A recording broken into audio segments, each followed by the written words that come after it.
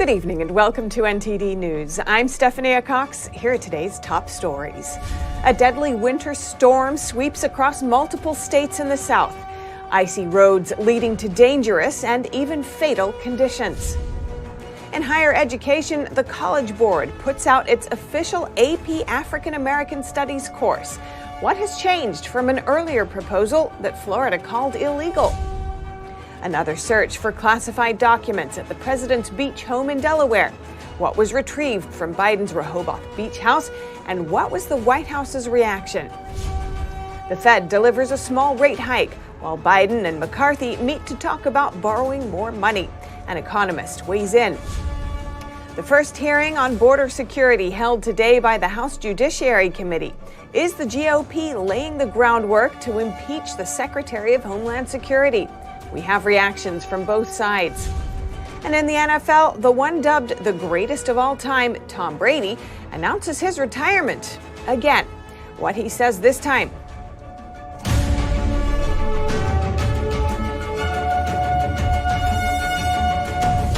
At least 6 people are dead and over 250,000 are without power.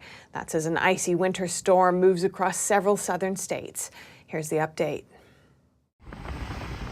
Weather watches and warnings stretch from Texas to Tennessee and Mississippi. At least 6 people have died as bands of sleet and snow create hazardous road conditions. The police department of Van, Texas posted these pictures on Facebook, telling people that roads are slick, slow down, and take your time. Fortunately, police say no one was injured in those truck crashes. Videos from Dallas show icy highways and people freeing the windows of their cars from layers of ice. Automotive website Edmunds says changing from all-season tires to winter tires could help prevent accidents. As of Wednesday afternoon, over 300,000 Texans were without power, according to poweroutage.us. On top of that, over 3,000 flights were canceled on Wednesday alone, and the storm is expected to continue.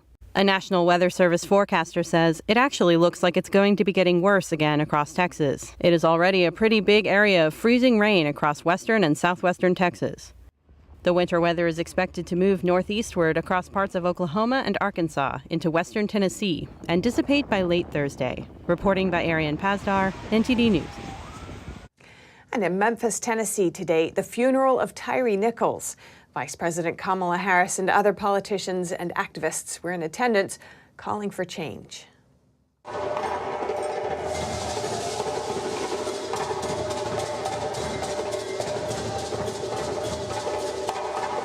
We demand that Congress pass the George Floyd Justice and Policing Act. Joe Biden will sign it. And we should not delay, and we will not be denied. It is non-negotiable. Some of us are going to fight until we make this legislation happen. I don't know when, I don't know how, but we won't stop until we hold you accountable and change this system. White House Press Secretary Karine Jean-Pierre said President Biden would meet with Representative Stephen Horsford and members of the Congressional Black Caucus to discuss the George Floyd Justice and Policing Act. And the Memphis City Council is considering police reforms after Nichols' death at the hands of 5 officers following a traffic stop. And over to higher education, the College Board has released its official curriculum for an advanced placement African American Studies course. Last month, Florida rejected the proposed curriculum. NTD's Arlene Richards explores some of the changes.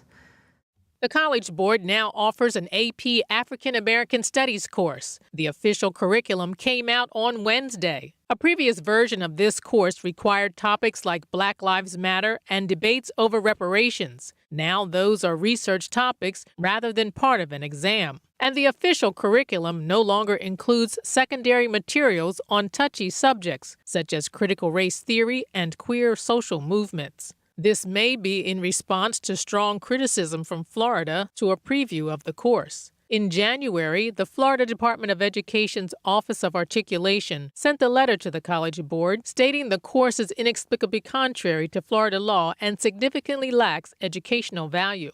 Last April, Florida Governor Ron DeSantis signed the Stop Woke Act into law. The act limits how race-related issues are taught in public universities, colleges, and workplace training. In a statement, DeSantis said, "In Florida, we will not let the far-left woke agenda take over our schools and workplaces. There is no place for indoctrination or discrimination in Florida." He reiterated that sentiment on Tuesday during an announcement of reforms to higher education. We're centering higher education on integrity of the academics, excellence, pursuit of truth, teaching kids to think for themselves, not trying to impose an orthodoxy. NTD reached out to DeSantis' office to find out if the updated version of the course complies with Florida law. We haven't gotten a response yet. David Coleman, the head of the College Board, told the New York Times the changes were not made to bow to political pressure. Rather, he said, the changes came from the input of professors and long-standing AP principals. He said, "We experimented with a lot of things, including assigning secondary sources, and we found a lot of issues arose as we did." Required course content for the updated curriculum still includes discrimination of Black women, racial identity, and racial classifications.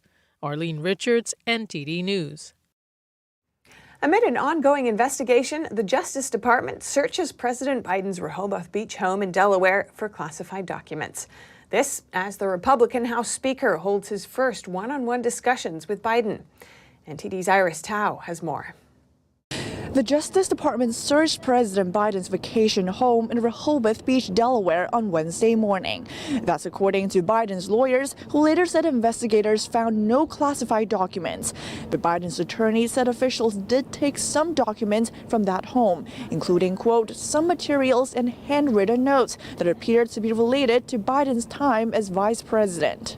Mr. President, we're going to invite the press to leave. Biden on Wednesday did not take reporters' questions on the latest search. But the White House counsel's office spokesperson told reporters that Biden's been fully cooperative. Offering unprecedented access to his home in Wilmington, to his home, every single room of his home in Rehoboth as well. But he wouldn't say if the FBI had searched any other locations related to Biden. I don't want to speak too much to the DOJ's practices in an ongoing investigation. All this as House Speaker Kevin McCarthy talks to Biden about the debt ceiling.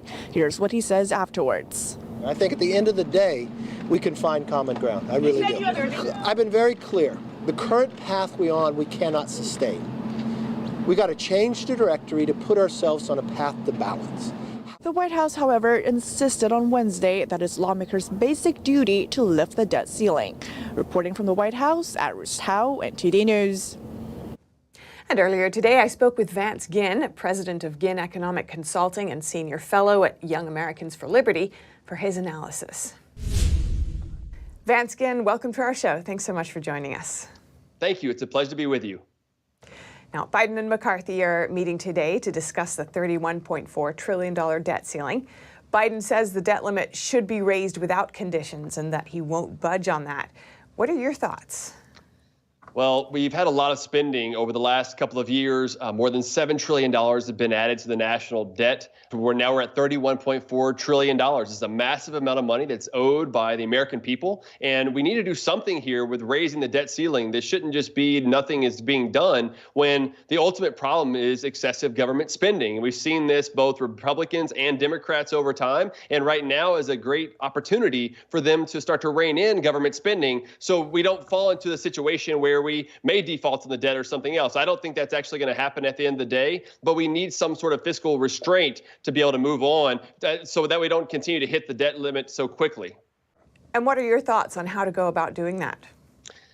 I think the big way to do this ultimately is we need a spending limit at the end of the day to where if you're going to increase the budget by $1, we should have $3 cut or $2 cut, something where there's some exchange here. And ultimately, we need to be looking at everything throughout the budget. The two main drivers of the budget really are Social Security and Medicare. I know those are things that most people don't want to talk about, is, you know, that puts retirees and others a little bit at ease. But I think there are some things that we need to look at, maybe raising the retirement age or something along those lines to look at making sure that they're solvent over time so that retirees can get the funds that they're expecting in the future. But ultimately, you know, Young Americans for Liberty, we're really all about reducing government spending. That way we have lower taxes and a more productive private sector. We've come out the other side of some very rough years. Supporters of raising the debt limit say the spending is warranted in these times of needs. What are your thoughts on that? I think initially, when you think about 2020 and what happened during the pandemic and the shutdowns and the recession and how many people lost their jobs during that time. I mean, look, I was in the White House as chief economist of the Office of Management and Budget at that time, and I noticed that there was a lot of opportunity for increased spending as they sent out checks, Congress did, and everything else. And so maybe at that time, that was the right thing to do. But now, 2.5 years later, and even after that period, there was a lot of excess government spending, large spending packages that went into the economy, and we just didn't get the return on investment that we otherwise, I think, would want from the government spending. Some supporters of raising the debt limit say that failing to do so could cause a recession, but you've said that it's the government's previous and current spending that's causing a recession. Tell me more about that. I think ultimately, whenever you think about government spending, what is that really doing? It's just redistributing dollars around throughout the economy. It's taking from some and it's giving to others. And when you're doing that, you're not really growing the economic pie. We're not getting economic growth. In fact, it can disincentivize people to work if you're giving them more in safety nets.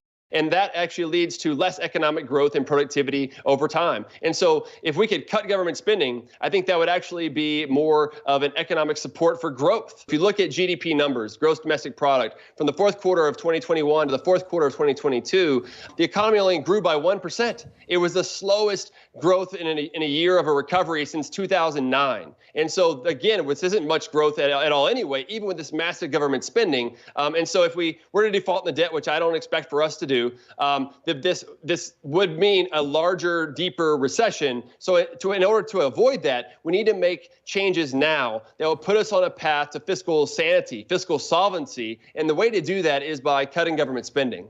Now, the Federal Reserve raised rates by 25 basis points today, or a quarter point. That's the smallest hike since March. What's significant about this? Right. I mean, the Federal Reserve raised their target interest rate 25 basis points with a range from 4.5% to 4.75%. And they started this, as you said, from March 22 to now. This is the 8th hike. Most of those were much faster than 25 basis points. So what it signals is that the Fed feels like they're getting more control over inflation, that they don't need to raise interest rates as fast because inflation is starting to slow down. The problem is that we already have an inflated economy. Food prices are up 10% just year over year. Core prices, even if you exclude food and energy, is up almost 6% year over year. That's 3 times higher than what the Fed would like to have it at 2%. So there's still a lot of inflation in the economy. And look, ultimately, we've got to look at the Federal Reserve's balance sheet, which is around $9 trillion, a massive balance sheet that they use to pump money into the economy, manipulate markets. And until we can finally end the Fed, which I would like to see, and the Young Americans for Liberty would like to see, ending the Fed one day, you've got to put in some monetary rules. And while they only raised the basis, the Fed funds rate by 25 basis points today, I'm hoping that they'll make other measures, because if not, inflation will continue to soar and hurt Americans. We've had 21 straight months of real wages declining year over year. That's hurting Americans. They can't keep up with all the prices that are going around them, much less eggs. And so we've got a long way to go here. I think the Fed will continue to raise rates for a while longer, which is why the stock market was down initially after they raised their rate. And so we've got more to do. All right, Vance Ginn, president of Ginn Economic Consulting and senior fellow at Young Americans for Liberty. Really appreciate your time. Thank you so much. The House Judiciary Committee today began its probe of the border surge, possibly laying illegal crossings. NTD's Melina Wisecup reports from Capitol Hill. Judiciary Chairman Jim Jordan kicking off the very first hearing on the border, pointing to those record high numbers. 1.7 million, the number of illegal migrants that Joe Biden released into American communities. 2,378,944, the number of illegal migrants encountered by CBP on the southwest border in 2022, the highest number.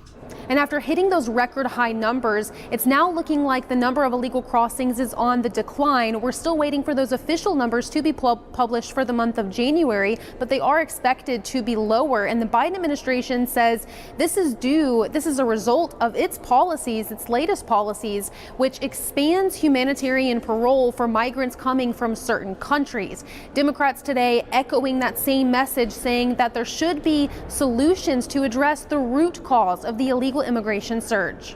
There's not one solution, because there's not one problem. You've got people who are seeking asylum for legitimate reasons, fleeing from communist countries, fleeing from torture. That's permitted under the law. We need a better way to process those. Immigration reform is very difficult. The last time we had immigration reform was, 35 years ago, under that great Republican President Ronald Reagan. Republicans, however, point to national security issues such as the surge in fentanyl smuggling and empowering cartels, saying that these are the result of the Biden administration's current border policies. Representative Andy Biggs today filed articles of impeachment against DHS Secretary Mayorkas. Here's why. The amount of drugs and fentanyl, you're still only apprehending and interdicting about 10% according to their estimate, but you have more than ever. You got more terrorists coming in. You got more criminal gang members. So the numbers belie it too. His statements, I've got a whole list of statements that he has made that were untrue. And Speaker McCarthy has called on Mayorkas to resign, otherwise face investigations like this, which could lay the groundwork for his impeachment. And Republicans are hitting this issue from multiple areas. In addition to this hearing in the House Judiciary Committee today, next week the House Oversight Committee will also have border agents come and testify. Now, the Republicans say that this move by the DHS to allow these Border Patrol agents to come testify is a direct response to the GOP threatening subpoena power. Reporting in Washington, D.C., Melina Weiskup, NTD News. And even with all the rain California got, it is still not enough to quench the state's thirst in the long run. Recently, the state decided to opt out of a century-old pact between 7 states to distribute the water from a common source. The Colorado River, a stream that provides drinking water to 40 million people in 7 states, is drying up.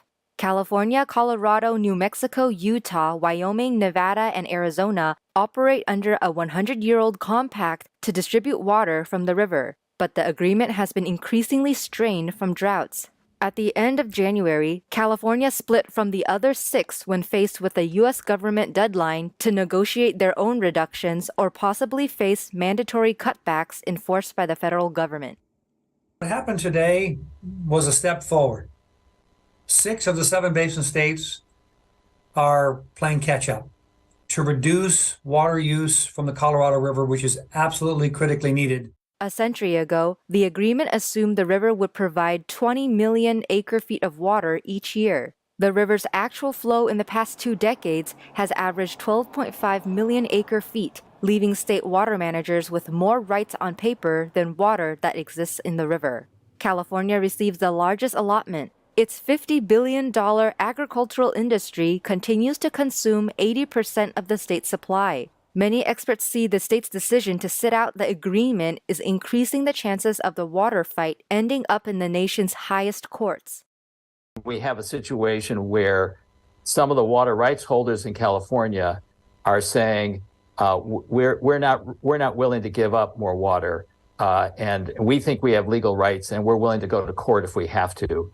And that's not a solution here. And there's not enough time to litigate these issues. So much is at stake. According to Hayes, drastic conservation will be needed to protect dwindling reservoirs from overuse. And if you have any news tips or feedback for our show, you can email us at eveningnews@ntd.com. And coming up, a new survey on Americans' opinion about aid to Ukraine. The poll indicates dwindling support for the amount of help the U.S. is providing. And in football news, he's won a record 7 Super Bowls and is the all-time leader in numerous categories. Today, Tom Brady is retiring. NTD's Dave Martin recaps his saga. That and more coming up.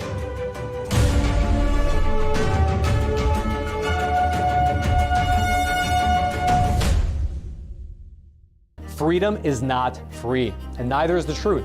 In order to bring you the facts, our reporters are out there on the front lines getting the true story. Some of them served 10 years of prison in China. We've been censored on social media. Our Hong Kong printing offices were set on fire, and we've been repeatedly attacked by the Chinese Communist Party. But no matter what, we believe that you deserve the truth, and so we continue to bring the truth to light. Head on over to getepic.com and try honest journalism that is based in truth and tradition. We'd love to have you on board.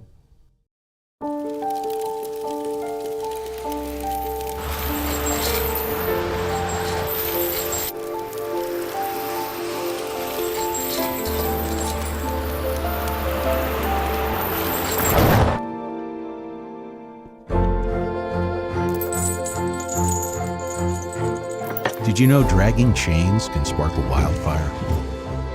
Only you can prevent wildfires.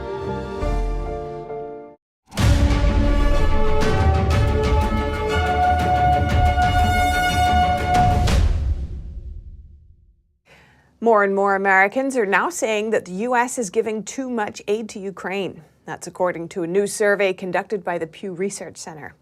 Over a quarter of the people surveyed said the U.S. is providing too much support to Ukraine. That's up 6 percentage points since last September and up almost 20 points from last March. At the same time, around 20% said the U.S. is not providing enough aid. That number is down from over 40% around a year ago. However, the number of Americans who approve of President Biden's overall approach to the Russia-Ukraine war is still higher than the number who disapprove. Over 40% approve of the approach, while about a third disapprove. And now over to sports news. Here's NTD's Dave Martin with today's top stories. Thank you, Steph. Tom Brady's retiring again. Brady famously retired last year, only to unretire some 40 days later. This time, though, in an announcement made on social media, Brady seemed very serious about it. I'm retiring for good. I know the process was a pretty big deal last time, so when I woke up this morning, I figured I'd just press record and let you guys know first. So his farewell was short and sweet, saying you only get one emotional retirement essay. The man who won a record 7 Super Bowls and is the all-time leader in passing yards and touchdowns thanked everyone from his family and friends to his teammates and even his competitors. I could go on forever. There's too many. Thank you guys for allowing me to live my absolute dream. I wouldn't change a thing. Love you all. This season, though, wasn't exactly a fairy tale ending for the one dubbed the greatest of all time. Brady's Buccaneers struggled on offense while dealing with a number of injuries to their offensive line. The team limped into the playoffs with a losing record and were beaten soundly by the Dallas Cowboys. Up next for Brady, though, looks to be a career in broadcasting as he reportedly signed a 10-year, $375 million deal last year with Fox Sports to be their lead analyst upon retirement. And for your sports viewing schedule tonight, the NBA has 8 games planned for this evening, and that includes the reigning champion Golden State Warriors and former MVP Steph Curry, who's averaged nearly 36 points a game over his last 3. They play at Minnesota.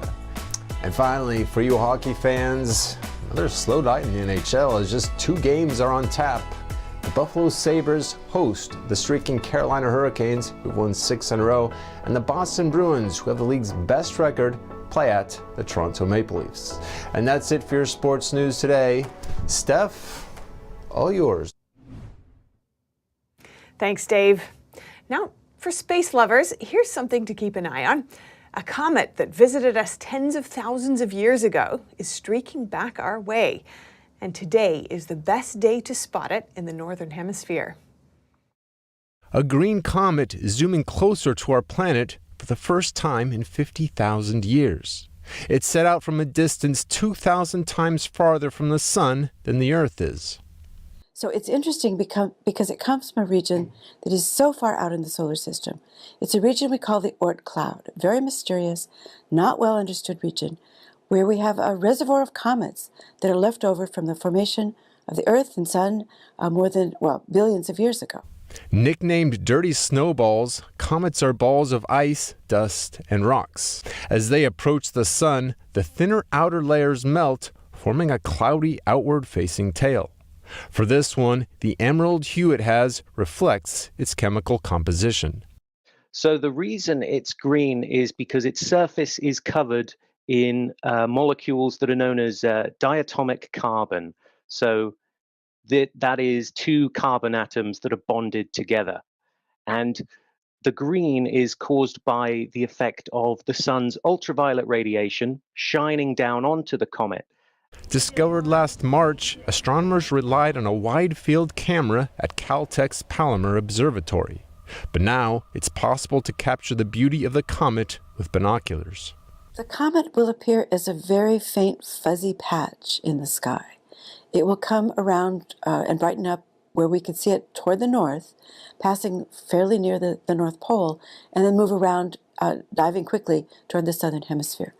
It's likely to be too faint to see with the naked eye, so people should try to find it with a pair of binoculars or a small telescope. NASA scientists are expecting new discoveries from observing the comet.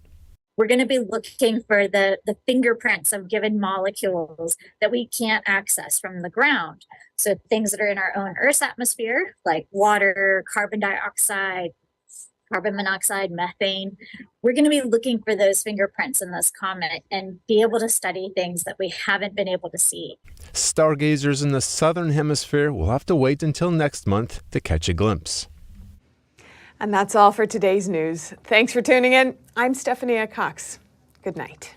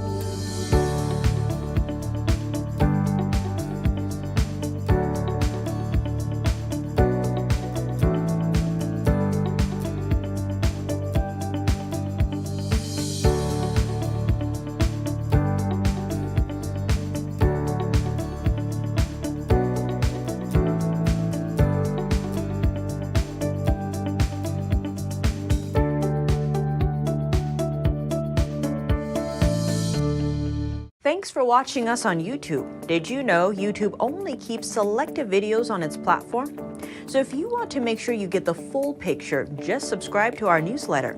Go to newsletter.ntd.com and sign up. It's free.